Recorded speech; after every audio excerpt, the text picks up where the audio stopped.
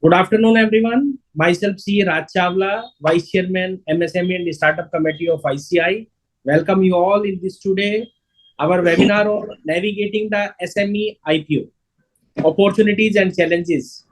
The NSA emerged a new platform which provide opportunities to small and medium enterprises have become an attractive platform nowadays for the startup and MSE for raising the fund.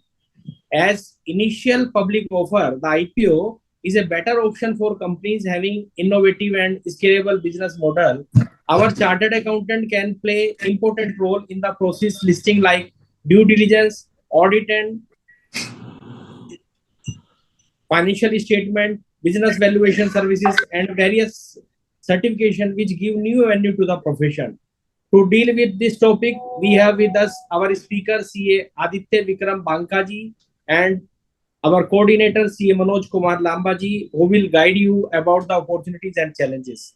Now I request my chairman CA Dheeraj Khandelwalji, the father of MSME and startup in our ICI. Because since last 4 years, since this committee come into inception in ICI, since then he is the chairman of this committee. So really, it is the appropriate word for me to use for you, sir. So now I request you to please give welcome address and about this our today. So I think my good friend and Rachamaji, you are also partner of this committee from last 3 years. This is the third year of your into this particular continuous committee. So I think I'm fortunate. There's going to be a history of you will not find chairman and vice chairman continuing for 3 years on the committee. So it shows that the council and the leadership has shown the faith in both of us, to take this committee to the next level, and that's our duty, and that's the reason formulated MSME Pathshala. So I think MSME Pathshala is one of the key feature of this particular committee, where we coming up every week into one new dimension, into new programs. So I think this today topic is also very important, important topic. Reason being that this topic is in demand for the Viksit Bharat. When we are talking about the Viksit Bharat, how it's going to happen, it is not with the only the debt. It's also with the equity, and when the equity, then it has to be realized to the next levels. When we talk about MSMEs, IPO, when we talk about the MSMEs to be grown up, how it's going to be happen. So I think the chartered accountant need to understand the value of the creating the wealth through the IPO. That's the important aspects. And the Viksit Bharat, the dream which we envisage, only going to be realized through the IPO. And here wanted to mention that here the we all chartered accountant need to understand there are a lot of companies are there. There are a lot of MSMEs are there. A lot of companies had grown up. Now they also, for the scaling, for the growth, they require the equity and then IPO. And that is the reason you need to understand, if we provide them funding properly, whether it's a private equity or whether it's a through the IPO, that will be a great game changer for a industries. Now there are two ways of funding. One for through the MSME, the IPO is there, MSME IPO is there, and second is a main gross IPO is there. So we need to categories understand which kind of IPO which we are looking, and what are the services are there, what are the every day, what are the listing are there. So all details going to be covered by the Aditya Vikram Banka, who is the expert, and I'm sure about it. By having today webinar, most of the people will understood the importance of the IPO, and they will look forward that those are the small company or big companies are there, how they can get registered in the stock exchange, in the BSE and NSE stock exchange. That's the important aspect. And let's hear out from the Aditya Vikram Birla. I request Manoj Lambaji, who is a coordinator and who is also one of the speakers in the taxation aspect, one of the finance speaker. So request to coordinate entire event for the benefit of the members. So with this, thank you very much. The speaker Aditya Vikram, and always Raj Chawlaji and Manoj Ramaji to coordinating for this particular event. So over to the Manoj Lamaji. Thank you so much, Dheeraj, for word of appreciation. Good afternoon, everyone. First of all, I congratulate CA Dheeraj Khandelwal ji, Chairman of MSME and Startup Committee, and CA Dr. Raj Chawla ji, who is the Vice Chairman of this committee, for this wonderful step by introducing a new program that is called MSME Ki Pathshala, in which on every week we are discussing on a new topic related to startup and MSME. For today's topic, I take this opportunity to introduce the speaker of the day, CA Aditya Vikram Bankaji, who is from Mumbai, Maharashtra.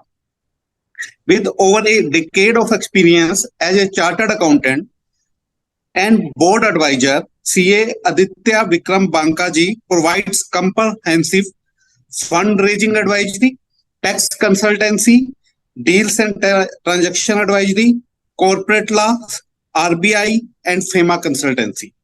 He has proven track record of assisting company in raising capital, advising clients on taxation issues, company restructuring, merger and acquisitions, financial modeling, deal negotiations, promoter equity structure, negotiating shareholder agreement, setting up business units in India and outside India, and cross-border transaction advisory.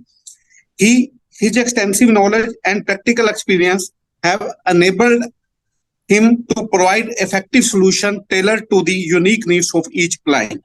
He is committed to staying updated with the latest development in the field and continuously strive to provide the best services to their clients. He is partner in Dheeraj and Dheeraj Chartered Accountants. He is the member of Institute of Chartered Accountants of India since 2011. Beside, he is part the exam of strategic management from the London School of Economics and Political Science. With these words, I present before you the speaker of the day, CA Aditya Vikram Bankaji, who will enlighten us on a very important topic of SME IPO. This topic is a very relevant topic because SME is facing a problem in getting finance from the bank, and there is an alternate means of funding themselves. Through this, the SME can procure funding in the shape of equity from the stakeholder. Or in last 3 years, we have seen a very good momentum in the field of SME IPO because every SME IPO is getting many times oversubscribed. Or in last year, one report is stating that one newspaper I am reading, this SME IPO has given very handsome returns to their shareholder also. With these words, I am not taking much of time of the viewers and directly introducing you, CA Aditya Vikram Bankaji, for their deliberations on a very important topic of SME IPO. Welcome, sir. Please start your proceeding. Thank you, CA Manoj Lambaji, for a kind introduction. I would like to thank CA Dheeraj Khandelwalji, Chairman Committee on MSME and Startup ICI, and CA Dr. Raj Chawlaji, Vice Chairman Committee on MSME and Startup ICI, for inviting me for today's webinar on MSME Pathshala series, Navigating the SME IPO Opportunities and Challenges. Let me first start this screen sharing.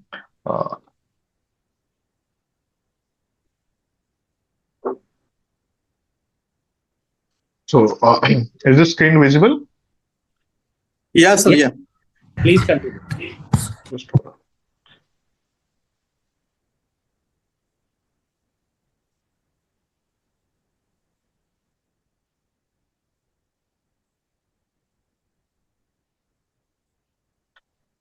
So, uh,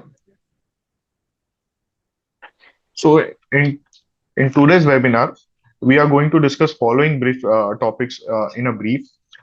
First is introduction to the IPO. So, what is the IPO? What are the advantages and disadvantages of IPO? And we'll also discuss why we should go for an IPO. The second topic is market trends. Here we will see the current market trends in the capital market and how many issues and their size with year-on-year comparative analysis. Further, we'll look at some of the success stories of SME IPOs and some of main board IPOs also.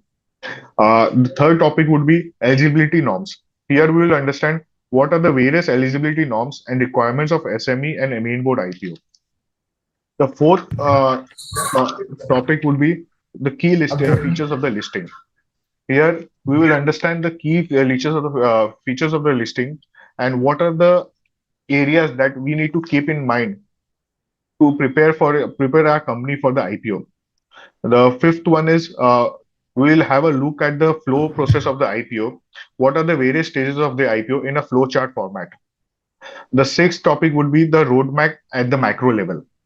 Here we will understand and discuss the roadmap that the company should prepare for the successful IPO. The seventh topic that we'll discuss today is practical difficulties. Here we shall have a look at some of the practical difficulties and challenges that that we face while preparing for the IPO. And the last topic would be key strategic points. Here in the end, we shall have a look at some of the key strategic points that we need to keep in mind while preparing for the IPO. So, introduction. What is an IPO? In layman terms, the IPO is a process where the company issues its shares to the public in exchange for the money in the private market. After the shares are issued, the shares are listed on the exchange to be traded freely in the open market or secondary market. Uh, Now we shall understand why we should go for an IPO. So, raising funds to the IPO helps companies in value unlocking and creating wealth for the promoters and stakeholders. It increases credibility of the company and also enhances credit rating of the company. This results in lower borrowing cost to the company. It helps business in expansion as the funds raised through the IPO would be utilized to enhance. That is the fund raised to the IPO would be used to utilized to enhance the current production capacity, investment in research and development of the new products, increase in sales and marketing for existing products, and thereby increasing the profitability of the company. In the end, if the promoter of the company utilizes the fund raised to the IPO judiciously, then the sky is the limit for the growth of the company.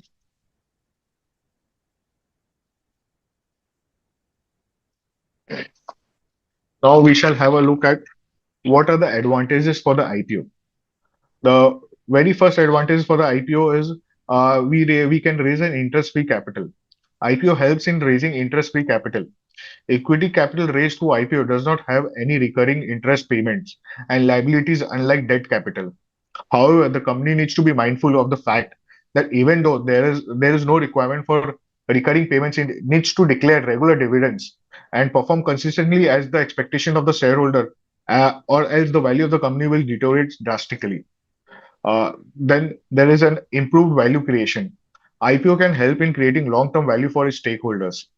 Uh, the next advantage is expansion and growth.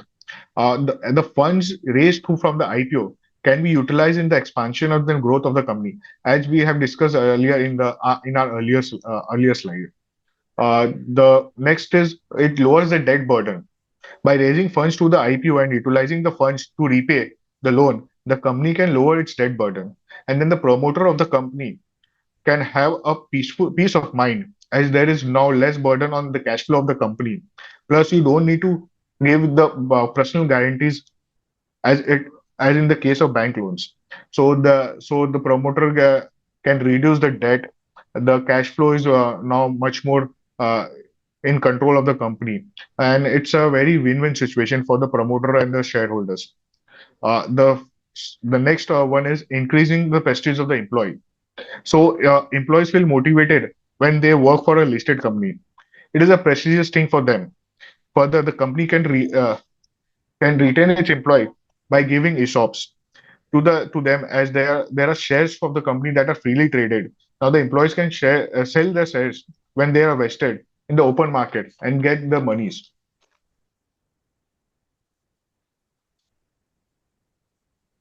Now we shall discuss some of the disadvantages of the IPO. There are very few disadvantages of the IPO. Some of them are cost of the IPO. Raising funds to the IPO is a very costly and time-consuming affair. However, it is only one-time cost. which is equal to or less than 1 year interest cost of the similar amount of debt raised by the company. So in a bigger picture, the only one-time cost, 1 year one-time cost is equal to the 1 year debt cost. So in a bigger picture, the company can save a lot of recurring payments, and it would be a win-win situation. So this advantage can be converted into advantage for the company and the promoters if looked in a particular manner. And then the second, this is the biggest disadvantage for an IPO, is the exposure to the sensitive data. During the process of an IPO or post IPO, the company needs to disclose various information which are sensitive in nature in the public forum. The competitors can utilize this sensitive data for their advantage. So there's a risk of misutilization of sensitive data of the company. The third factor is external factors for poor performance. Sometimes there are external factors that are not in control of the company, such as the previous COVID-19 pandemic, irregular monsoons, and other such factors that can result in poor performance of the company. This can result in the drop in the valuation of the company and loss of reputation to the company and its promoter. The fourth point is loss of valuation. There are lots of factors that influence the valuation of the company, such as financial performance, corporate governance of the company. If there are lapses in any of the area of financial or corporate governance, then the market penalizes it very heavily, and there is a risk of action from the stock exchange and regulators.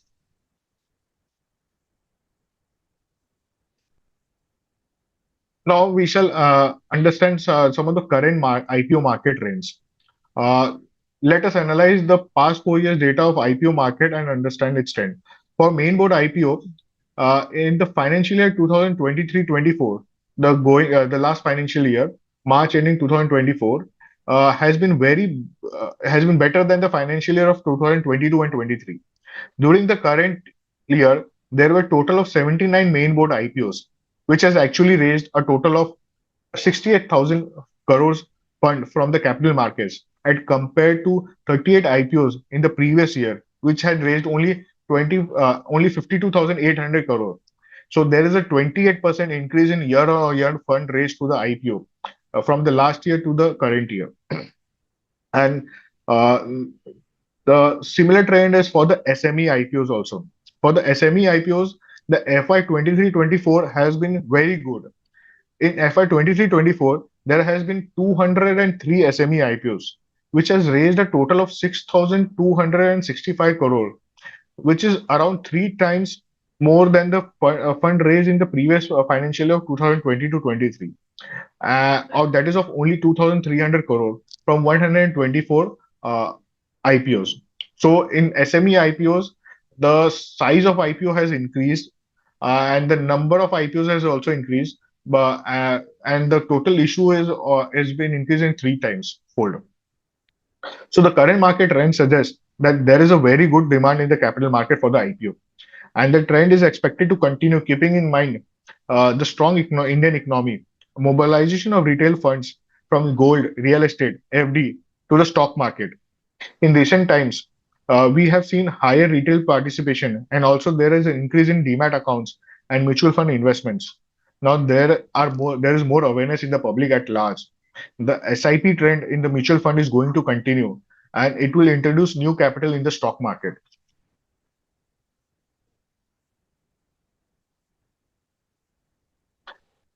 So this is the latest BSE SME platform performance report. Chatha Food Limited was the 480th company to be listed on BSE SME platform on 27 March 2024.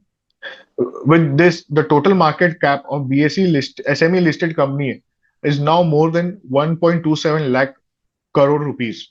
The company has in total raised the companies have in total raised 6,375 crore from this platform, and out of 488 companies, 183 companies have migrated to the main board. This speaks volume about the success of the SME IPO. Now let us have a look at some of the success stories of SME IPOs. This story is about Knowledge Marine and Engineering Works Limited. Uh, so the company was was listed in March 2021 with a share price of only rupees 37 per share, with a profit after tax of rupees 4 crore and a valuation of around 40 crore. Now the company share price has increased to 1400 crore, around about 1400 crore per share, with a profit after tax of 46 crore and a market cap of 1500 crore. The company has moved to also the company has moved to the main board. Similarly, we have one more success story, that is that of Aditya Vision Limited. So Aditya Vision Limited was listed on BSE SME platform on December 2016 at a price of only 15 rupees per share, with a profit after tax of around about 1.18 crore and with a valuation of only 20 crore. Now the company has migrated to the main board with the price of about the per share price of the is now about 1,000 3,100 per share, with a profit after tax of 64 crore, and the market cap is now increased from 20 crore to 4,000 crore. Look at the tremendous growth of these two companies after the SME IPO. If the management of the company is good, then there can be an immense value unlocking for the promoters and for the company. Now we shall have a look at one of the success story of mainboard IPO. This is story about Adani Wilmar Limited. The company's current price is higher than the issued price, even after the dip in the profit of the company from the of the issue to the last year. So you can see the current market price of the company is 350 rupees per share as compared to 218 rupees per share at the time of IPO. But the profit of the company has dipped in the last year to 553 crore from the IPO year of 727 crore. So this shows how irrational market can behave. There are other factors that influence the valuation of the company, such as track record of the promoters, future growth potential of the company, etc., which could result in getting the company good valuation. The market has faith in the promoter and sees future growth in the operations of the company. So market has choose to value the company on a higher note. Now we shall understand the life cycle of equity funding. So the life cycle of funding for a company can be divided into four stages. The first stage is seed funding or angel funding. In this round, small amount of capital is raised through family, friends, or high net worth individuals to start the company and grow the company in initial years. In the second stage, the venture capital funding. Once the company has got its product market fit and has started generating revenue, it raises capital through venture capital in multiple rounds to rapidly grow the company and increase its market share. The third stage is private equity funding.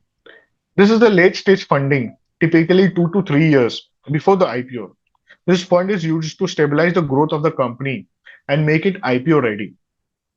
And the fourth stage is IPO. Once the company has matured enough, there is a predictable revenue and profitability growth. The company goes for an IPO route to raise fund. There are some of the companies who skips the venture capital funding or PE funding round and directly goes for an IPO. Uh, the size of these companies are small, typically between 25 crore to 100 crore revenue, and PAT of around about 2 crore to 20 crore. This IPO is called SME IPO. So the company who wants to raise the capital and utilize the fund to grow their company from a small and medium size to the large corporate chooses to go for an SME IPO route instead of going for a venture capital or a private equity round. So recent success in SME IPOs have helped many companies to get access to equity capital, which otherwise is very difficult for small and medium entrepreneurs to get, and they have to rely on the debt and loan of their growth, and which limits their growth potential.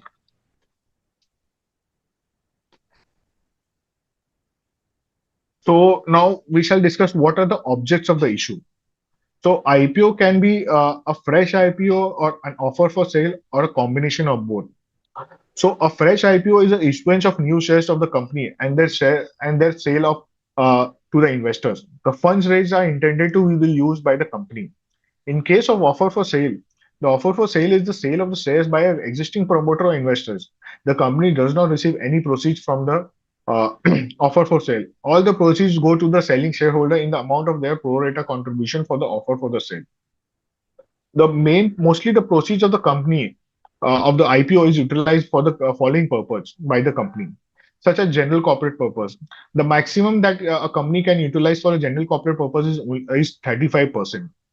The company utilizes the funds raised from the IPO for expansion of production capacity and purchase of plant and machinery.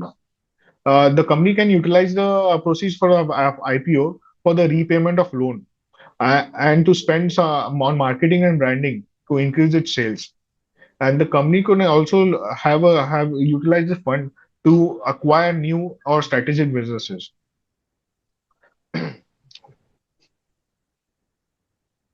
Now let us understand what are the various listing requirements for MSME and main board. In case of main board IPO, post issue paid up capital should be minimum 1 crore and match. Sorry, in case of main board IPO, post issue paid up capital should be minimum 10 crore. And in case of SME IPO, the post issue paid up capital should be minimum 1 crore and maximum 25 crore. In main board IPO, minimum number of allottees that can should be more than 1,000. However, in case of SME IPO, it is only 50 allottees. There is no underwriting requirement for the main board IPO. However, for SME IPOs, 100% underwriting is compulsory. The offer document, such as draft red herring prospectus, is vetted by the SEBI in case of main board IPO. However, in case of SME IPO, it is not goes for an SEBI approval. Only exchange approval is required. So for the main board IPO, it takes more than 6 months, between 6 to 9 months, to complete the process of the IPO. Right from the filing of the offer documents with the SEBI, getting its observation, refiling the document, and completing the other formalities to the listing of the shares. However, in case of SME IPOs, the approvals are given fast, and it could take around 3 to 4 months to list the shares of the company. So here we can see the to list an SME IPO, it is much more faster than to go for a listing for a main board IPO.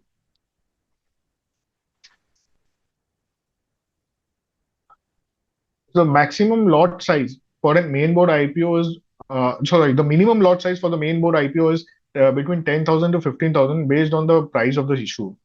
But in case of SME IPO, it is 1 lakh per lot. The main board IPO, the QIB participation is compulsory. However, in case of SME IPO, it is optional. Further, there is no market making requirement for the main board IPO. However, for the SME IPOs, the company needs to appoint a market maker for at least 3 years to provide liquidity to the IPO investors. So there are stringent track records requirement for the main board IPO as compared to the SME IPO. We'll see what are the track record requirements in the next few slides. So the main board IPO can be listed on both the exchanges, that is NSE and National Stock Exchange and BSE Bombay Stock Exchange. But in case of SME IPO, it can be listed only in the exchange of BSE SME platform or NSE Emerge platform. It cannot be listed on 2 exchanges. Now let us understand the eligibility criteria for listing on SME platform. In case of SME IPO, the post-issue paid-up capital should not be more than 25 crore. The net worth of the company should be at least 1 crore for last 2 preceding financial years. The company should have a net tangible assets of more than 3 crore in preceding full financial year. And the company should have a track record of at least 3 years. And the company should be an operating profitable company with an EBITDA of the company, a positive EBITDA in 2 out of 3 financial years. Further, there should not be any disciplinary actions against the company or its promoters. There should not be any regulatory action for suspension of trading against the promoters or companies promoted by the promoters of any stock exchange having nationwide trading terminals. And the promoter or director shall not be the promoter or director of a compulsory delisted companies for by delisted companies by the exchange, and the applicability of consequences of compulsory delisting is attracted, or the company that are suspended from the trading on account of non-compliance. So then the director should not be disqualified or debarred for any regulatory authorities. For there should not be any default in respect of payment of interest or other principal amount for debenture holders, bond holders, fixed deposit holders by the applicant promotee or the promoters or the promoters companies or subsidiaries companies. Now we shall understand what are the eligibility requirements for the main board IPO. So for the main board IPO, the post-issue paid-up capital should be minimum 10 crore. The net worth of the company should be more than 1 crore in the last three financial years. And the net tangible asset of the company should be more than 3 crore in the last three financial years. And the market cap of the company should be minimum 25 crore. And the company should have an average operating profit of at least 15 crore in any of the 3 out of 5 preceding financial years. So this operating profit criteria is the main differentiating factor for SME IPO and main board IPO. The net worth or the net tangible asset or operating profit requirement is not applicable for the QIB route IPO. The promoter holding should be more than 20% of the equity capital after the IPO. The disciplinary action requirement or default criteria is the same as a SME IPO, so I will not rediscuss this. There are other requirements uh, such as the company should be have a functional website. 100% of the promoters should holding should be in a dematerialized form.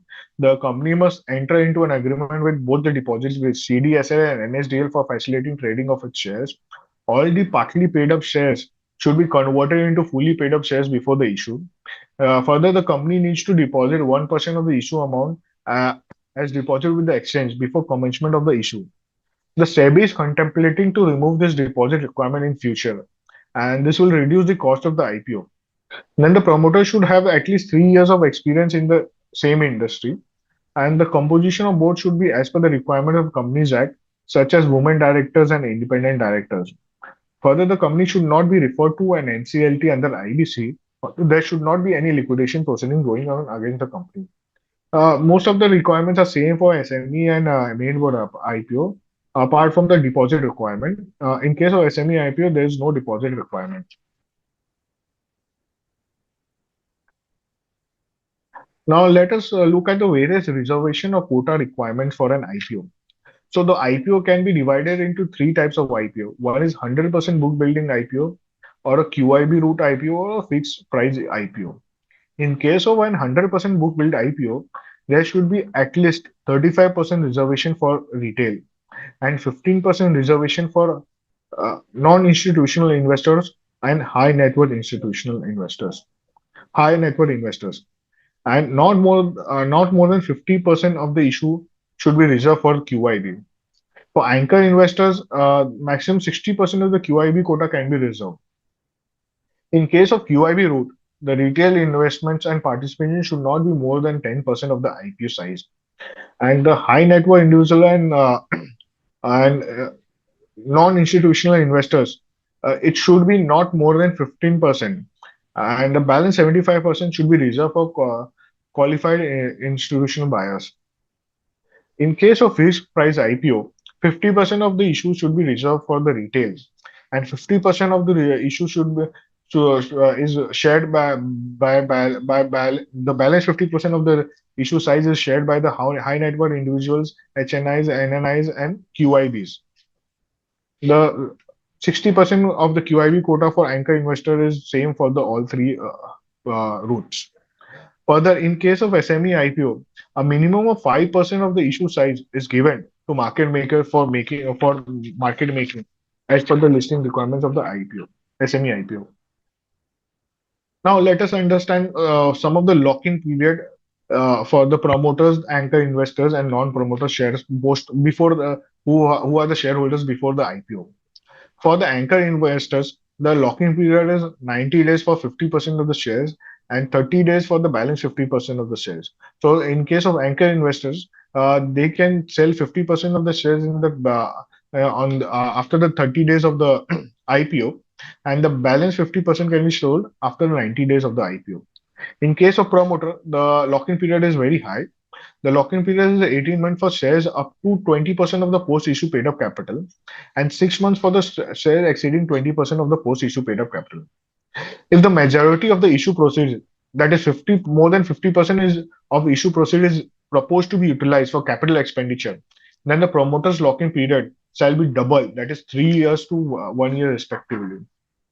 So in case of non-promoters, the lock-in period is 6 months. For venture capital also, the lock-in period is 6 months. There are exemption for lock-in period for certain ESOPs. So now let us discuss some of the criteria required for migration from SME platform to the main board platform. To migrate from the SME platform to the main board platform, the company should have a minimum paid up capital of rupees 10 crore, a minimum market cap of rupees 25 crore, and the net worth of the company should be 15 crore for the previous two financial years. And the company should be operationally profitable in 2 out of 3 financial years. The company should have a clean track record, such as compliance with the listing agreement, no disciplinary actions by the stock exchanges or regulatory authorities in the past 3 years.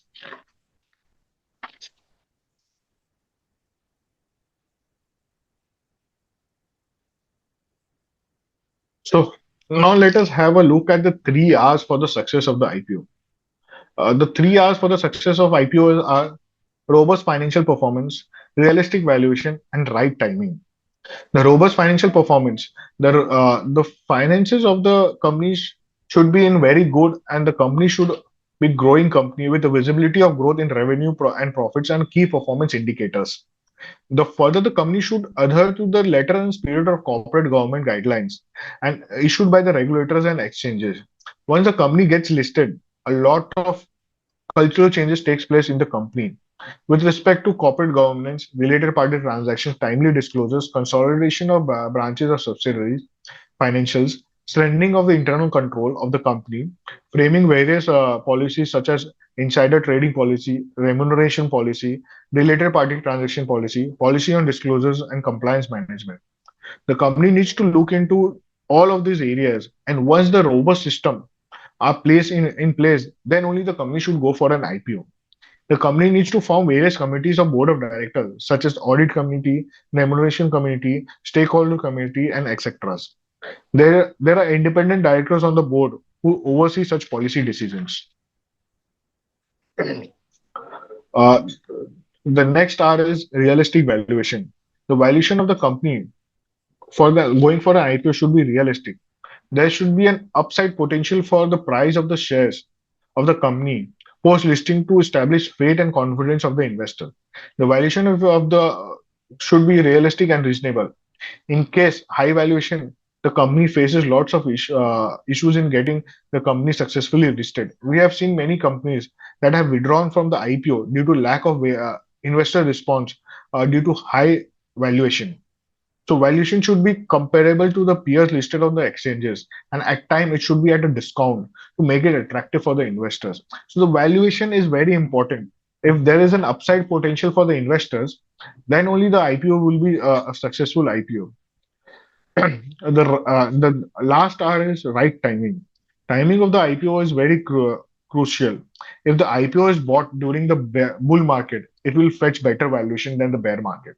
However, one should start planning for the IPO in the bear market or an unfavorable market situation, as it takes time to get the company ready for the IPO. And this time can be utilized for the same, so that when the right time is there, the company is ready is fully prepared for the IPO, and the company can go and have a successful IPO and listing. In the end, the 3 R's, such robust financial performance, realistic valuation, and right timings, leads to a smile in the face of the stakeholders such as promoters and investors. So now let us discuss the stages of the IPO. The first stage is the strategic consideration stage and IPO planning stage. In this stage, we look into the operations of the company, its key performance indicators, financials and compliance, and strategic decisions for which to go or for whether to go for an IPO or not to go for an IPO. The second stage is corporate health checkup and IPO readiness. In this stage, we conduct our due diligence and check on the health of the company and propose various remedial measures to fill the gap in the corporate governance and compliance of the company. This stage is very crucial for the company. Various policies are defined at this stage to make the company compliant for the listing requirement, such as related party transaction policy, trading policy, whistleblower policy, disclosure policy, and secretarial policy, etc. We need to sensitize the promoters, directors, staff of the companies for this policy and upcoming requirements. The third stage is the IPO stage, where there is an open offer, the allotment of securities takes place, and the securities is listed on the stock exchange for trading. And the fourth and the last stage is post IPO stage. In the post IPO stage, there are lots of compliances that the company needs to take care of. And further, in case of SME IPO, the company needs to provide for market making for the next 3 years. And there are lots of strategic investments that the company needs to do for the proceeds that it has received for an IPO. So now let us discuss the strategic consideration and IPO planning stage. At this stage, we analyze the industry in which the company is operating, its market size, the company market share, and the growth of the market size and how its peers in the industry are performing. We look at the corporate structure of the company, who are its current shareholders, promoters of the company. What are the intercorporate borrowings of the company? Are there any subsidiaries or holding companies? What are the related party transactions? Whether the company does a substantial amount of related party transaction. If yes, it is a completely no-no by the market, and we will have to restructure the company, such as merge promoter group companies, etc., to reduce its inter-party transactions and keep the operations of the company clean. Further, what is the current financial position of the company and its past performance? As it will have a very big impact on the company's valuation. The next strategic consideration is what are the present infrastructure? What are the current infrastructure in place with the company? Whether the company is equipped with the proper infra and manpower to navigate the challenges it faces during the post and IPO, during and post IPO. Further, what is the business strategy of the company? What is the vision of the promoter? How the company wants to utilize the funds raised from the IPO? What are their growth plans and how convincing it is, and whether it is realistic to achieve it or not. So we need to keep in mind these few points before considering for going for an IPO. If we have a robust business strategy and the company's financials are strong and the infrastructure of the company is in place, then only the company should go for an IPO, or otherwise the company should wait for getting its infrastructure place, the corporate structure of the company in place, and the business strategy to grow for the growth should be in place. Then only the company should go for an IPO. Now let us understand the corporate health checkup and IPO readiness stage. There are three phases for the corporate health checkup and IPO readiness phase. The first phase is we perform a check on the company and assess its IPO readiness with respect to its corporate structure and its capital structure. If required, we need to restructure the company. We need to restructure the shareholding pattern to make it IPO ready.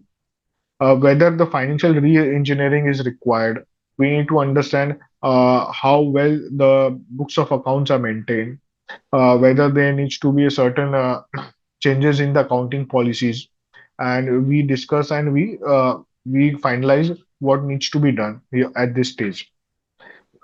What are the we check what are the lapses in the compliances, and how well the management understand the compliance requirement and its complexities.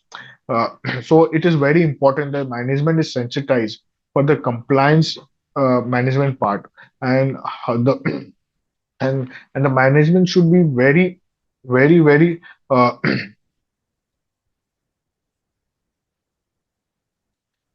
the management should be very careful for if there are any lapses in compliances, and it should uh, rectify any of the lapses. The second phase is we prepare the company for an IPO.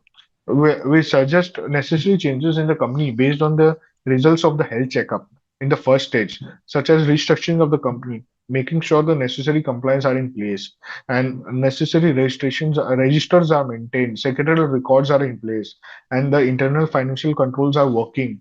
And And the third phase is of our corporate check and IPO readiness is we set the IPO targets for the IPO. We determine the right valuation for the IPO and start the formal process of the IPO, such as appointment of merchant bankers and other intermediaries, filing of draft ready hearing prospectus with the regulators, and getting necessary approvals for the IPO.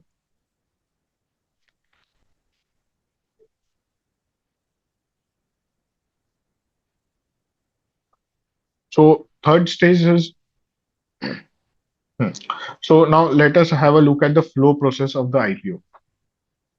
Uh, the flow process of the IPO is first the merchant banker is appointed. Then with the help of the merchant banker, legal advisor, charter accountant team, and the company secretary team, restructuring of capital is done, and the restatement of accounts are done. So when the company goes for an IPO, the company needs to restate its accounts from from the Indian GAAP to an Ind AS uh, as per Ind AS. Then the merchant banker conducts due diligence and start preparation for the IPO. This stage is very important. At the due diligence stage, the merchant banker collects lots of various information that is needed for the offer documentation part. When the restructuring of board of directors is done, where women directors are appointed and independent directors are appointed on the board of the directors of the company, as per the Companies Act and the listing requirements. Then the various other intermediaries such as depository participants, syndicate members, etc. is appointed. The I the IPO marketing is also done after the appointment of all the intermediaries and all the documents are in place. And the roadshow strategy are planned, and how to generate interest in the company is done. After the Once the marketing strategy is in place and roadshows are done, where the offer document or draft heading prospectus is prepared and filed with the regulator. On approval from the regulator, a issue is open to the public for application. Once the application is closed, shares are allotted to the investors, funds are released, and listing of the company takes place. The post listing, the market making is done to provide liquidity for the stock.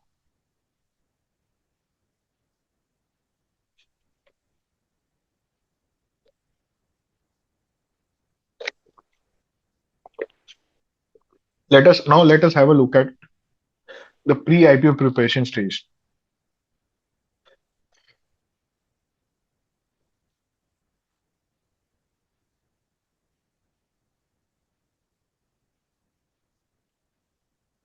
So, so in the pre-IPO preparation stage, merchant bankers are appointed to act as a lead manager to the issue and underwriter. The legal advisors are appointed to draft and vet various documents for the IPO. Further, Further, the authorized capital of the company is altered and increased based on the desired size of the IPO. The auditor restated financials of the last 5 years by the peer-reviewed auditor is prepared. We should note that the financials should not be more than 6 months old at the time of submission of offer document with the SEBI or stock exchange.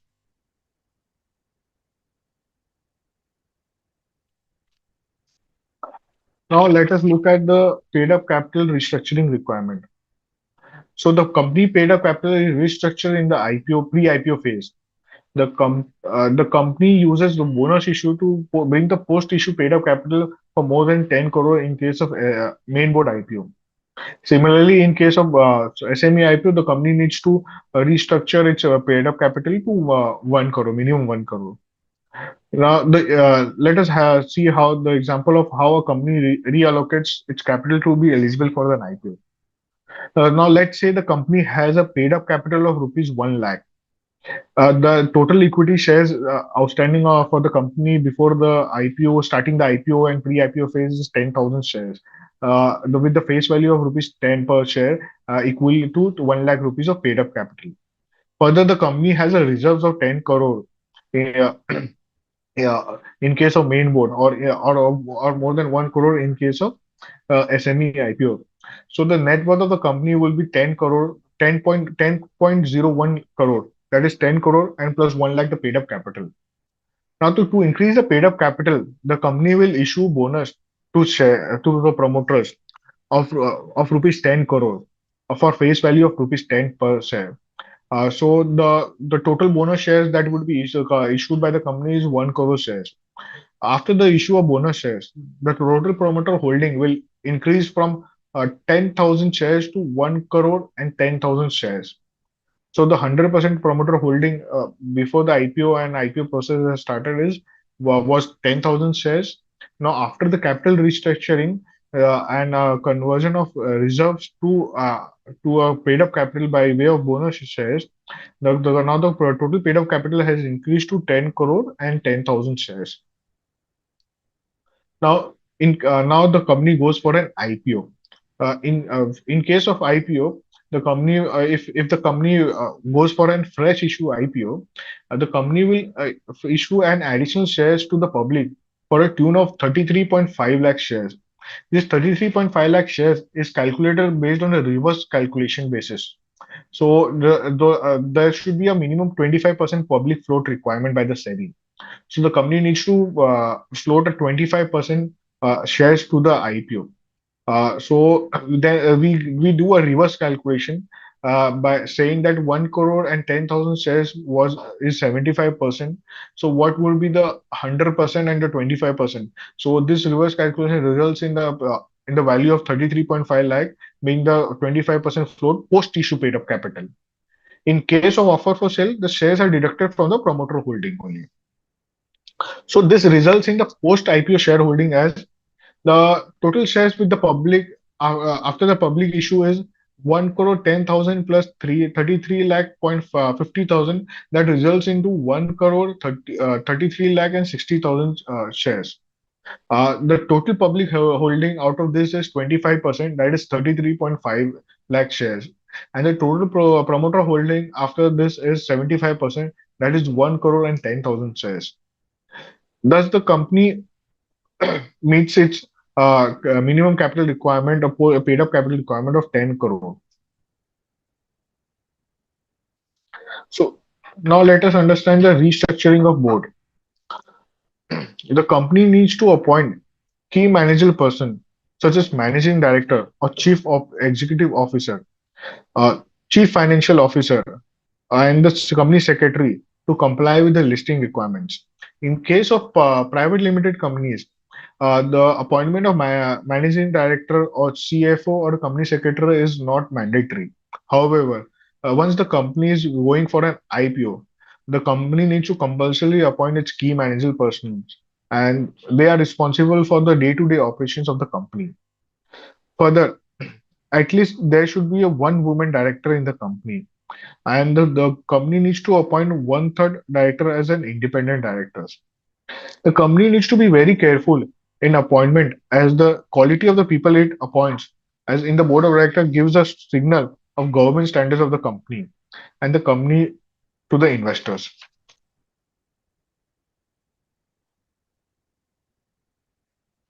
So now let us understand what are the different intermediaries that are appointed for the IPO issues.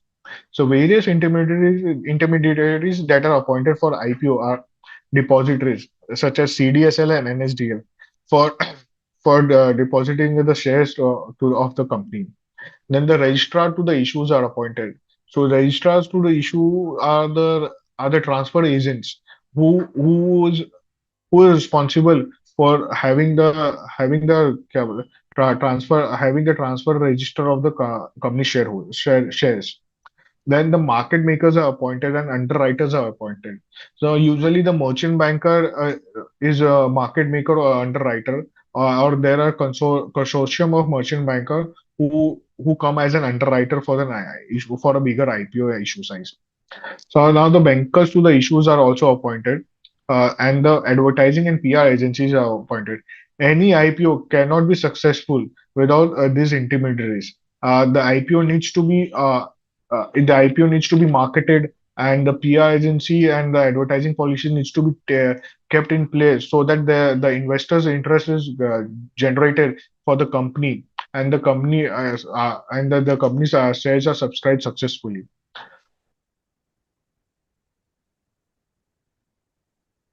Now, let us understand the offer document preparation stage. Offer document for an IPO are prepared in accordance with the provisions of SEBI ICDR regulations, Companies Act 2013, SEBI LODR regulations, BSC and National Stock Exchange listing norms. These are some of the indicative heads of the information that is required to be mentioned in the offer document, such as what is the capital structure of the company, what is shareholding, what are the promoter holdings, who are the promoters of the company. Then the next is business overview of the company, how the company is performing, in which industry the company is operating, what is the market size of the industry, and how the company is placed with its peers. The next is what are the objects of the issue. So here the company needs to declare how the company wants to utilize the issue proceeds of the IPO, whether it wants to utilize for a expansion of its production capacity, whether it wants to utilize the IPO proceeds for repayment of debt, whether it wants to utilize the IPO proceeds for marketing purpose, or whether it wants to utilize the IPO proceeds for a general corporate purpose. So these all factors needs to be mentioned in the IPO document, and the company needs to be very much mindful that the SEBI and stock exchanges closely track the end use of this end use of the IPO proceeds based on the objects of the issue that has been declared in the offer document.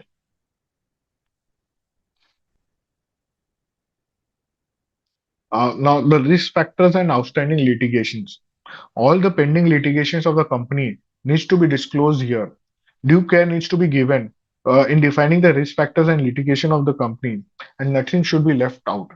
the there should be a proper disclosure of the risk factors that the company might face and for the performance of the company. And further, any litigation, whatever small or big that might be, should be declared by the company. Otherwise, it will face a regulatory action if any disclosures are are are observed that it is not made.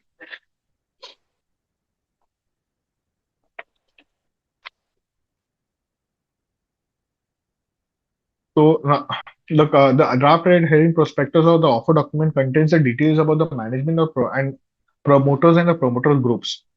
The name of the management, name of the promoters, and name of the promoter groups are mentioned in the offer document. Their track record is mentioned. Their profile is mentioned there in the offer document. And last but not the least, the financial, legal, and other information such as balance sheet, profit and loss, cash flow, and other legal and regulatory requirements are disclosed in the offer document.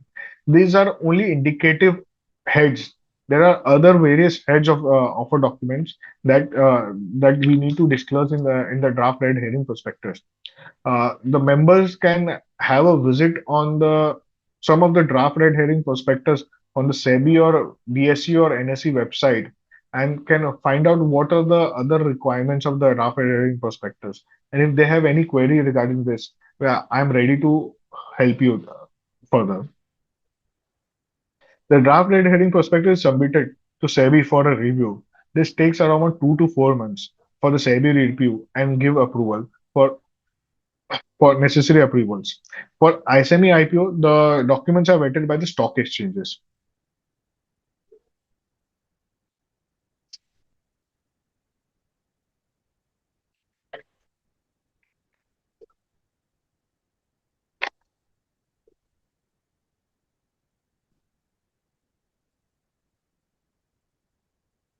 So now let us understand submission of the documents and IPO advertising stage.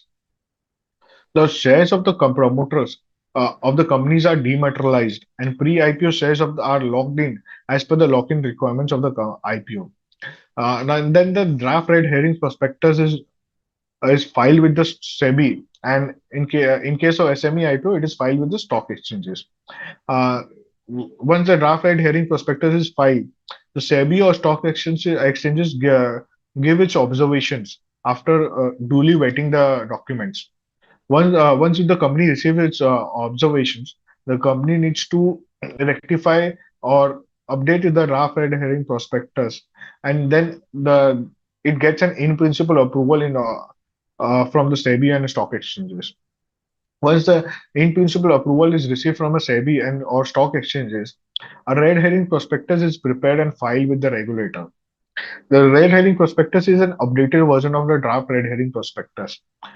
It contains the current information about the company. So in case of draft red herring prospectuses, the draft red herring prospectus might have been filed, say 9 months before, and now there have been certain changes in the company. And further, as per the requirements, the prospectus the financials in the prospectus should not be more than 6 months. So the red herring prospectus is updated with the current recent financials, and if there are any material changes from the at the time of the filing of draft red herring prospectus to the current date, so these material changes are also updated in the red herring prospectus. This could be a certain new litigation that the company might have faced, or there might have been a certain external factors that might have led to a dip in the company's performance. So, or might there might be some other risk that has emerged that was not available at the time of draft red herring prospectus. So, all this needs to be updated in the red herring prospectus. The merchant banker, after the filing of red herring prospectus with the exchange, the merchant banker conducts a roadshow and does a pre-issue advertisement to generate the investors' interest in the IPO. The merchant banker, along with the promoter of the company, goes for a various road shows. Uh, gives various interviews to to the public and to the media to generate the investors' interest in the IPO. Once the IPO is marketed, the roadshows are done. The promoter of the company and the merchant banker meets various investors, qualified institutional investors, high net worth investors, and the merchant banker and the promoter gets a good response for the IPO. Then the IPO is open for application by the investors. The flow of the application is monitored on a real time basis.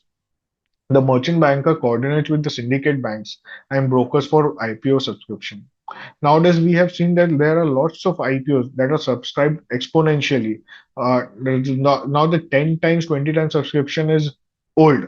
We are seeing 50 times, 75 times, and 100 times subscription for the IPO. So we can have just gauge what are the interests of the public in the IPO.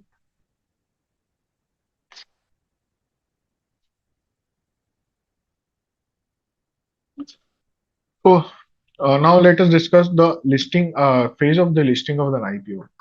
And the IPO opens for anchor investors. The IPO is open for an anchor investor if there are any. The anchor investor is a qualified institutional buyer who applies for an IPO under the anchor investor section and submits a bid for an amount for at least rupees 10 crore. The company allots the shares to the anchor investor one day before the issue opens to the public. After the shares are allotted to the anchor investors, the IPO is open for the public. The IPO is open for the public, and the public places bids for shares offered in the IPO. And offering may be open to the public for a minimum of 3 days. On closure of the issue, the basis of shares allotment is finalized in consultation with the mentioned banker and registrar of the issues. The once the basis of allotment of shares are finalized, it is advertised and submitted to the regulators.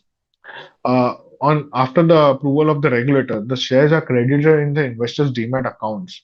The funds that are freeze in as per route are unblocked, and the funds and the allotted shares funds equivalent to allotted shares are credited into the company's account, and the balance amount are unblocked. And as I said, the basis of allotment is advertised once the process is completed. The listing process is after the allotment of shares has been completed and the funds are unblocked. The listing application is filed with the stock exchanges, and once they receive the trading approval, the stocks are listed in the exchanges. Now, let us have a discuss what are the certain statutory compliances the company needs to keep in mind at the time of post issue. The Once the IPO has been successfully listed, the company needs to file its financial results. Uh, so in case of a main board IPO, the company needs to file its financial result on a quarterly basis. And in case of SME IPOs, the company needs to file its financial result on half yearly basis. It's a limited review result, but but the company needs to be prepared to readily have its financials closed year on year, quarterly on quarter basis. So in case of a private limited company, the financials are closed on a yearly basis, and that too in the month of August or September. But in case of a listed company, the financials needs to be closed on a quarterly basis. So in case of first quarter, the financial needs to be closed in the first month of July, and so on. So the company board and the finance department should be on its toes every time, and it should comply with the financial results issue requirement. Similarly, the shareholding pattern of the company that is listed needs to be disclosed on a quarterly basis for main board IPO and half yearly basis for SME IPO.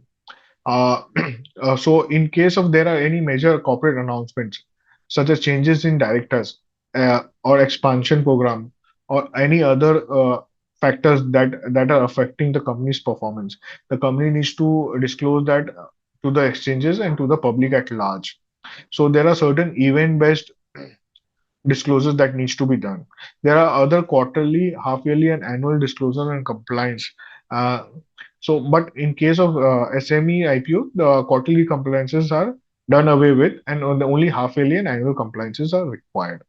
Further, one of the most important compliance for the SME IPO is the market making compliance.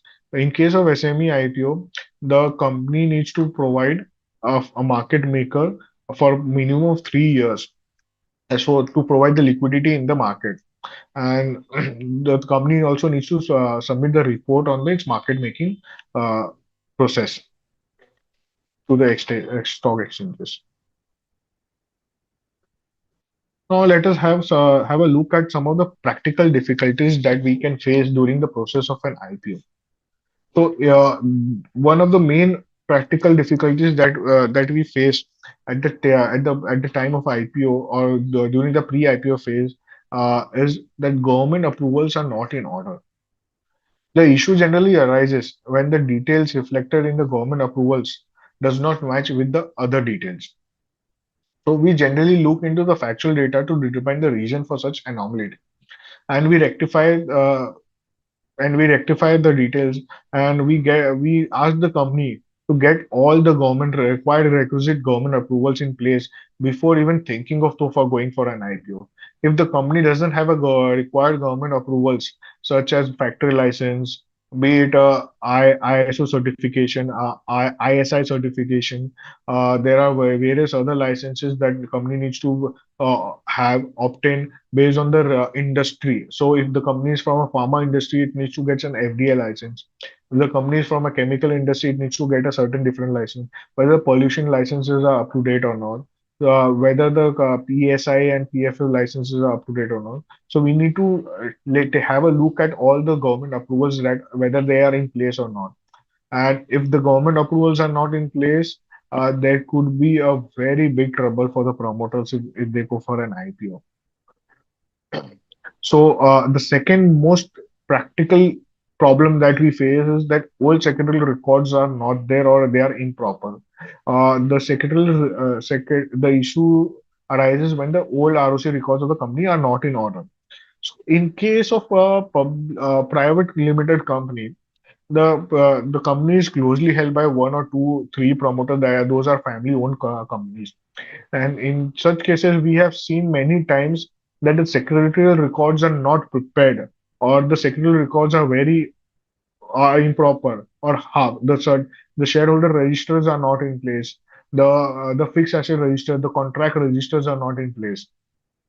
So any such issues needs to be corrected before filing for an offer document. If the registers are not there, the company needs to make the registers. The company needs to check whether the minutes of the meeting are documented or not. If the minutes of the meeting are not documented, it should document all the minutes of the meeting and check whether all the filings have been to the ROC has been done or not.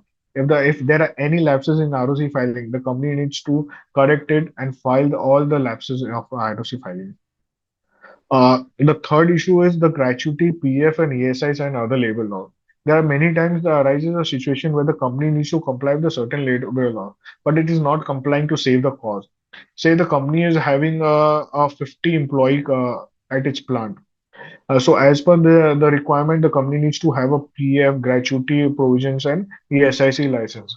But the company in order to save some certain cost, the company might on paper might be showing 25 employees and balance 25 employees as a contractual employees, or at 19 employees and balance as a contractual employee to get away with the requirement of gratuity or PF. So this type kind of facility should be avoided.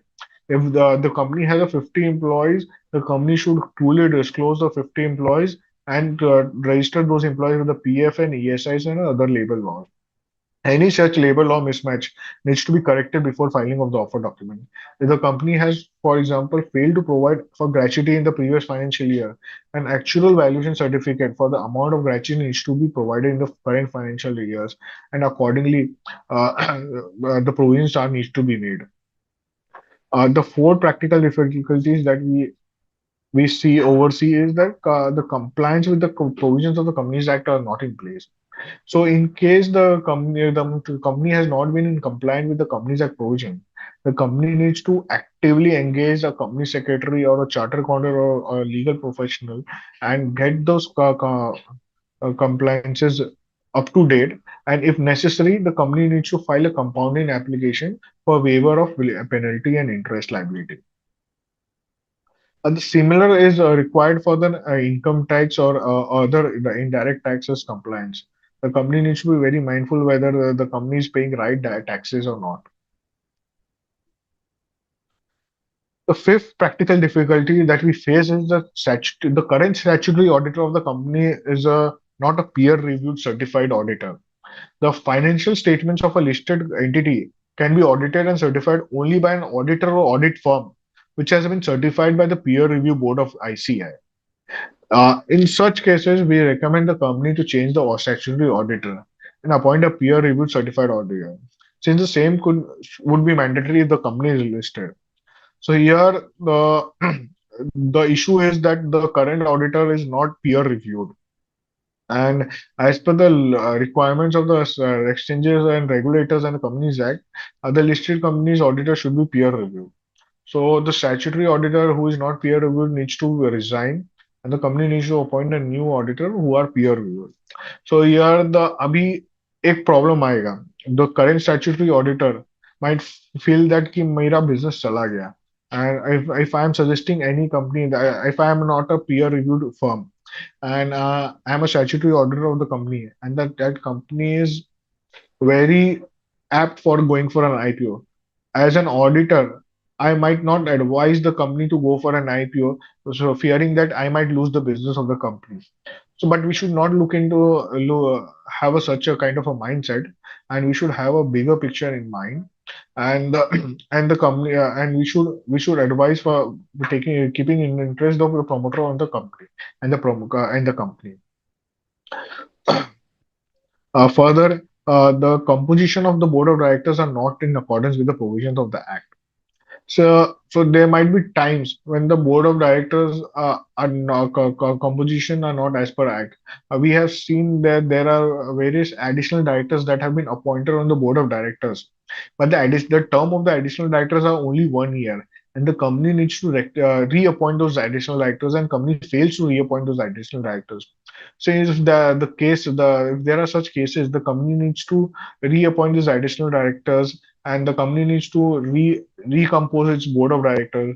The company needs to appoint a woman director, and the company needs to appoint independent directors. The selection of woman director, independent director, and the managing director is very important. But because this will develop a policy for the company, and and it will show what are the government standards of the company. Now, the seventh practical difficulty that we face is litigation against the company. There are certain litigations against the company which are required to be disclosed in offer documents. The company may at times be having all the might at times may not be having all the supporting documents in relation to the suspending litigation. Uh, so there are various litigations that a company might be facing, but the company might not have a documents ready for those litigations. There might be a case in the High Court or a Supreme Court or a lower court pending, and the company might not be aware of the company. The full documentation might not be available with the company. So the company should engage with the legal law experts, and the company should find out what are the case that they are pending with in the name of the company. What retrieve the case documents from the court, from the district court, from the high court, and from the Supreme Court.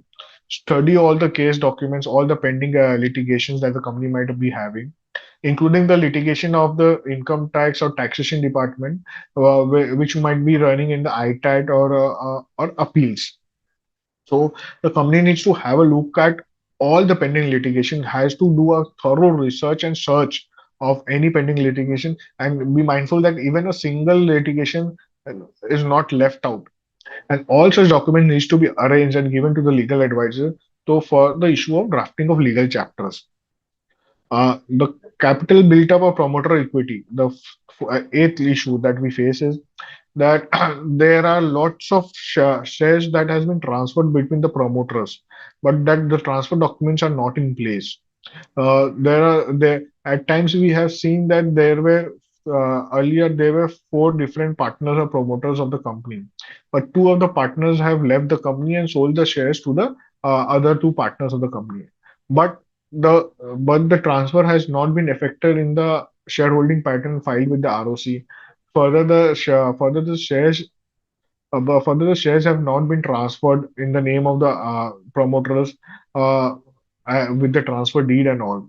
So, in such cases, we advise the client, we advise the company, and we advise the existing promoter to to redraft the transfer documents, get the transfer registered with the ROC before going for an IPO. Otherwise, there could be a litigation or the previous promoters who have left the company could claim the shares of that you might be lawfully holding.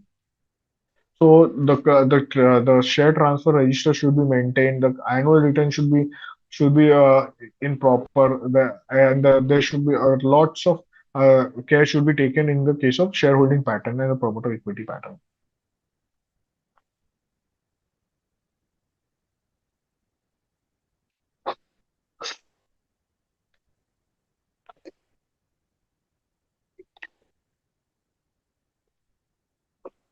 Now let us understand some of the key strategic points for a successful IPO.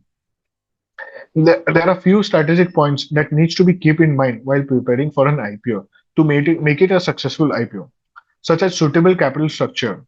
The company needs to have a suitable capital structure as it is required, and if required, it must alter by issuing a bonus shares, right issues, Then the second most important point is determination of appropriate offer size. Is the determination of appropriate offer size is very important. Low offer size will result in less fund mobilization, and the high offer size would risk in IPO getting failed. There needs to be a right balance of successful IPO. The company needs to fully disclose all the litigating matters and should not hide any of the information, or it could result in the regulatory actions. Further, the company should avoid separation of profit, and it should declare true and fair financials and should be disclosed, and the taxes should be paid accordingly. The company should avoid uh, if avoid saving tax in an unlawful manner, or the company should avoid transferring profits from one company to another related party company, and these are seen as a corporate government lapses by the investors, and the IPO could fail due to this corporate government lapses, and the company should be truly uh, fair in true and fair in its financials, and there should not be any hiding by the promoter or the management of the company, and all the true and correct financial situation of the company should be disclosed to the investors. The company should never suppress its profit. We have seen lots of companies. There are lots of examples, such as Satyam, where the Satyam and Matter saga, where the company tried to show a wrong financials to the investors to raise the valuation of the company. But in the end, it resulted in a bigger fraud, and the promoter of the companies was jailed, and the auditor and the disciplinary proceedings were started further against the auditors also. So we need to be very mindful of this fact. Further, the company should appoint competent intermediaries to the issue, as these are the persons who are responsible for the successful IPOs. We should have a background check of the intermediaries that we are appointing for an IPO, whether they are capable enough, whether they have infrastructurally equipped enough for to make the company for a successful IPO. There should be a proper coordination between the company auditors auditors, company secretary, and other intermediaries. There are lots of information that goes from the company auditors, company secretaries, and other intermediaries, and there should be a proper coordination in this to avoid any lapses in disclosures. Further, there should be a minimum control centers and decision-making centers in the company, as it can result in a faster turnaround time for an IPO. There at times we have seen that there are multiple decision makers in the company, and this leads to a lot of deliberation, lot of lost time, and this could result in a IPO getting delayed. So it is advisable to company to appoint a single or a person promoter as a managing director or chief executive officer who has the complete authority of the promoter group to make decision on behalf of the promoter for the successful IPO. And the one of the most important thing is valuation of the company. The valuation of the company should be realistic, as and there should be room for further appreciation of the post issue. The promoter should decide whether they want to be a 100% holder of a, say, 10 crore or 100 crore value company, or a 75% holder of a 500 or 1000 crore value company. So giving the right valuation at the IPO increases scope of the value discovery and a higher valuation in the secondary market. A wrong valuation could result in the company stock performing badly in post-issue market, and this could erode the company's valuation of the company. So the valuation of the company is very important. If the value of the company shares are very high, then we have seen the shares to be listed on a below the issue price, and this results into loss of confidence by the investors. And it is very difficult once the company is listed below its issue price to again regain the confidence of the investors and get a good valuation. Further, we have seen that the company has valued its shares on fairly basis and has given a discount at the time of issue. So in case the company has given a discount and have fairly valued its shares at the time of issue, there are tremendous listing gains in such companies, and this gives investors confidence, and this makes a room for a long-term value creation. And there is a relationship developed between the shareholder, between the promoter, management of the company, and the shareholders. And the trust of the share investors is very important for the success of any IPO. With this, I shall conclude my presentation. Over to the team.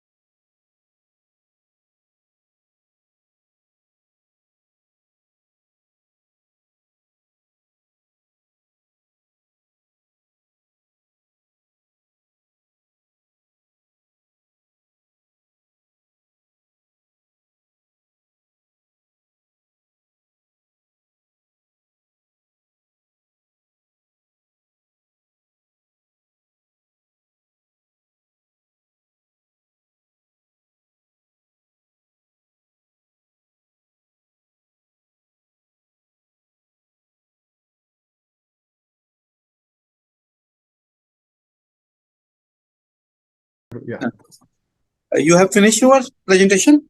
Yeah. Just finished this just now. Just in a Okay. Just a minute. I am taking questions of the viewers. Sir. Yes. I have received only two questions. Okay. And the first question is, we have seen SME IPO for around 100 crore also. But Okay. you say the limit is 25 crore. So the limit is not 25 crore as such. The limit is for post capital market share for post capital of face value of 25 crore. So the size of the IPO is includes the capital and plus the securities premium. So the 100 crore is not a 25 crore post capital. The post capital issue might be 10 crore of the company, but the IPO size could be 100 crore if the value of the share is 100 rupees and the face value is 10 rupees. So the size is only 10 crore for the post issue capital, but the IPO size is 100 crore. So this is the difference between the post issue capital. It's only a paid up capital of 25 crore, and the 100 crore is the IPO size of IPO capital. And sir, next question is, what do you mean by market making? So in case of SME IPOs, as per the regulators and stock exchanges, the companies needs to appoint a market maker. So the responsibility of the market maker is to provide the liquidity in the shares of the company. So there are the float of the SME IPO is very small, and there are certain they might at times might not be any buyer for the shares. So the responsibility of a market maker is to provide a liquidity for the shareholders who are looking for selling the shares. And similarly, there might be at times where that there might be a shareholder who want to buy the shares, and then there are no shareholder present in the current market to sell the share. So market maker provides a liquidity for the both buy side and the selling side of the shares. And as per the guidelines of the exchanges and the regulator, we need to provide minimum 3 years of market making for an SME IPO. Post the 3 years, the market making requirement is completed, and now the company can be traded freely without the market maker. Generally, what SME feels, the cost of raising capital is very high because the size of small IPO is very small. Correct. Or generally, they have to spend 50 to 100 crore rupees or 50 to 1 crore rupees on raising the money at least. Hmm. So how you see that? So recently, what we have seen is the size of the IPO, SME IPO has increased. Earlier, the size of an SME IPO was between 1 to 5 CR. Now the Okay. average size of when you will see the last year trends of FY 23-24, the average size of an IPO has of an SME IPO has increased from 5 CR to 25 CR, and it could go up to 70 CR and 100 CR that rightly said by you. So the cost of SME IPO is very high. You rightly said it's around about 50 lakh rupees minimum. So it's advisable if you are going for well, it should be, you should the company should be at a right size. And if you are going for a 20 CR and above IPO, the cost will suffice for you and it will look reasonable. If you're going for a 5 crore IPO or a 10 crore IPO, you will find the cost is very high, and it would not be a win-win situation for the promoter. And one more question from the investor perspective, sir. Many people are afraid that money in SME IPO is not safe. So what advice you should give that to that investor whether to invest in SME IPO or not? See, the money invested in SME IPO or might as well in a main board IPO is not safe. As per the regulator guidelines, equity market is very risky. But we need to have a look at that promoter's track record, the track record of the company, how well the company is managed, and which industry the company is operating. If the promoters are good and the company has a very good track record, you can gauge the track record of the company by seeing the 4 to 5 years financials. Whether अभी क्या IPO लाना था तभी अभी उन्होंने company ने है ना प्रॉफिट बनाना चालू किया कि पिछले 4 सालों से भी कंपनी प्रॉफिटेबल थी कि नहीं थी. हो सकता है 2 साल तक कंपनी लॉस में थी या company might be suppressing its profit to save tax, and अभी आईपीओ लाना है तो कंपनी है ना प्रॉफिट पूरा दिखाने लग गई. So if these are such kind of companies that the investor should be wary of and should not invest in such kind of companies because क्या है, there is a government lapses in those companies and there are trust deficit. सो एक तो investor को एक खुद का study और research करना चाहिए before making in any investment in any IPO, might as well in SME IPO or main board IPO. No doubt, SME IPOs are little more riskier than the main board IPO, but for a thorough due diligence would be necessary. And if the promoters are good, the track records are good, then then we have seen. I have shown a few of the companies in our slides where the market has awarded the right promoter and right SME IPOs, and 183 companies from the BSE emerge has shifted from BSE's SME platform to the main board platform. So there are genuine companies, genuine people doing business, and you need to find the right company for an to invest in the IPO. एक question मेरा है अपने perspective से being a investor ही कि अगर मेरे को invest करना है स्टार्टअप और एसएमई में तो स्टार्टअप ज्यादा सेफ है या SME? So see, startup is also a part of an SME. या ऐसा नहीं है कि SME अलग है, स्टार्टअप अलग है.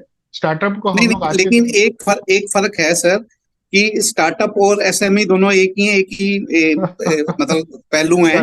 लेकिन स्टार्टअप में इनोवेशन होती है, वो आइडिया सक्सीड होगा कि नहीं होगा ये प्रोबेबिलिटी कम है. लेकिन एसएमई एक ट्रेडिशनल बिजनेस में काम कर रहा होता है तो सक्सेस रेशो ज्यादा है.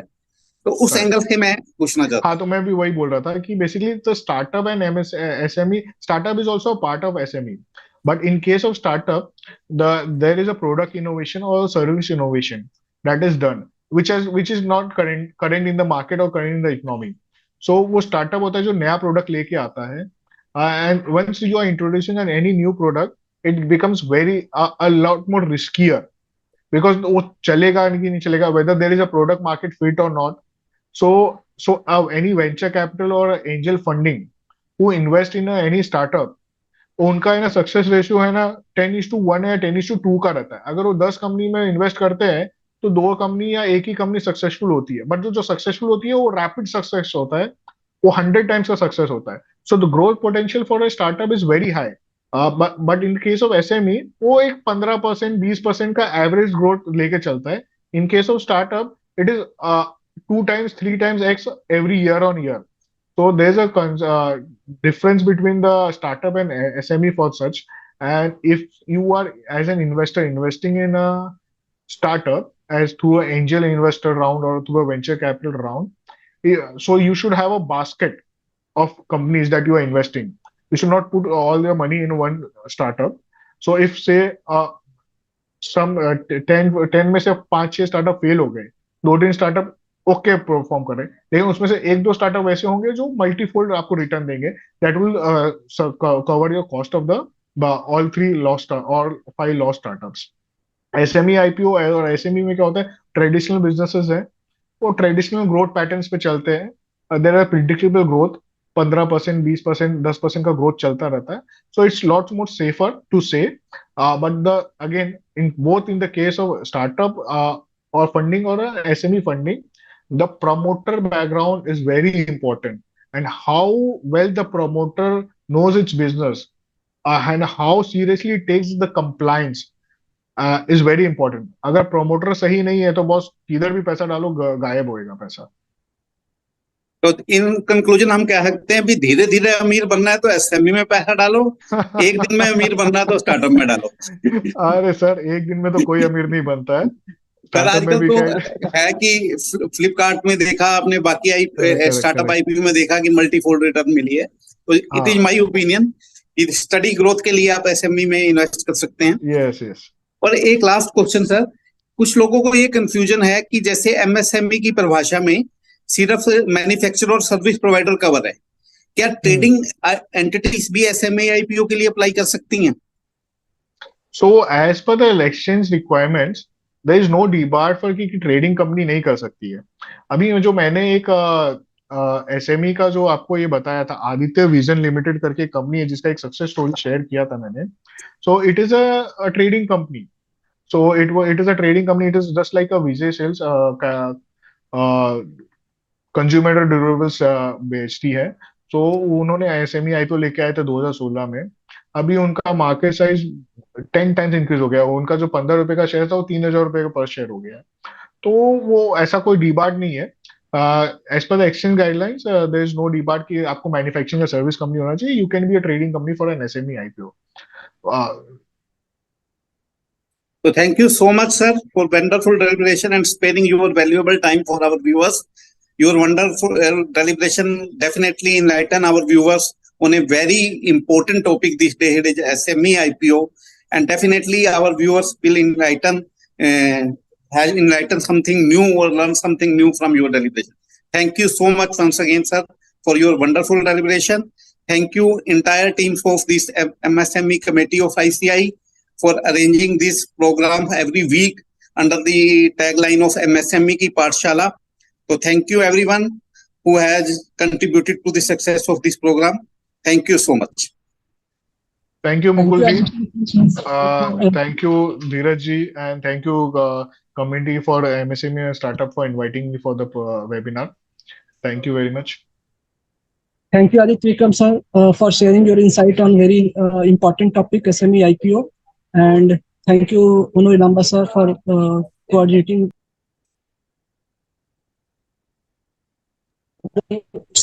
on the issue of MSME. So thank you for your valuable time, and we look forward to see you in future, sir. Thanks. Thank you.